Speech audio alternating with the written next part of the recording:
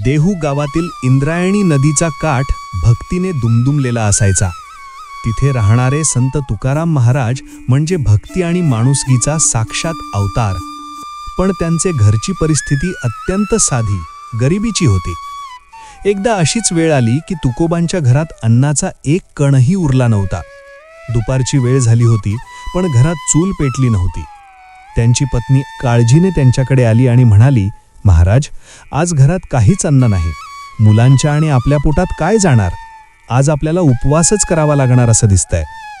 हे ऐकून तुकाराम महाराज अजिबात अस्वस्थ झाले नाहीत. उलट त्यांच्या चेहऱ्यावर एक संथ हास्य उमटले. ते शांतपणे म्हणाले, बरं झालं आवली, आज आपल्याला उपवास घडणार.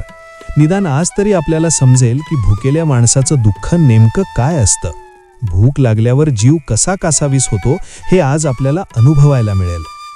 दोघेही देहभान विसरून पांडुरंगाच्या स्मरणात बसले असतानाच अचानक घराचा दरवाजा कोणीतरी ठोठावला.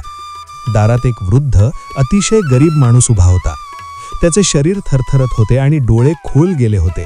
तो काकुळतीला येऊन म्हणाला, महाराज, खूप भूक लागली आहे. 2 दिवसांपासून पोटात पाणीही नाही. काही खाण्यास मिळेल का? अवली क्षणभर थांबली, कारण घरात काहीच नव्हते. पण तुकाराम महाराज ताडकन उठले. त्यांनी घरात शोध घेतला.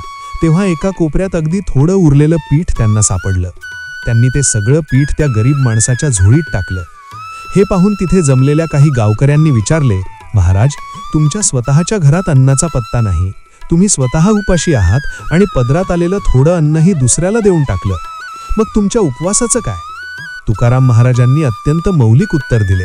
ते म्हणाले, अहो, खरा उपवास तोच असतो जेव्हा आपण दुसऱ्याचं दुःख कमी करतो. स्वतःचं पोट भरून दुसऱ्याला देणं सोपं आहे, पण स्वतः उपाशी असून दुसऱ्याची भूक भागवणं हाच खरा धर्म आहे. देव फक्त पाषाणाच्या मंदिरात नसतो, तो या भुकेल्यांच्या पोटात वसलेला असतो. आणि माणुसकीची सेवा करणं हेच माझ्या विठ्ठलाची खरी भक्ती आहे. महाराजांचे हे शब्द ऐकून गावकरी निशब्द झाले. माणुसकी आणि दया यापेक्षा मोठा कोणताही धर्म नाही, हा धडा सर्वांना त्या दिवशी मिळाला. दुसऱ्याच्या दुःखात धावून जाणे आणि निस्वार्थपणे सेवा करणे हाच खरा ईश्वर धर्म आहे. मित्रांनो, कथा कशी वाटली नक्की आम्हाला कमेंट करून सांगा. आणि विक्की कथा चॅनलला लाईक, शेअर आणि सबस्क्राईब करायला विसरू नका. धन्यवाद.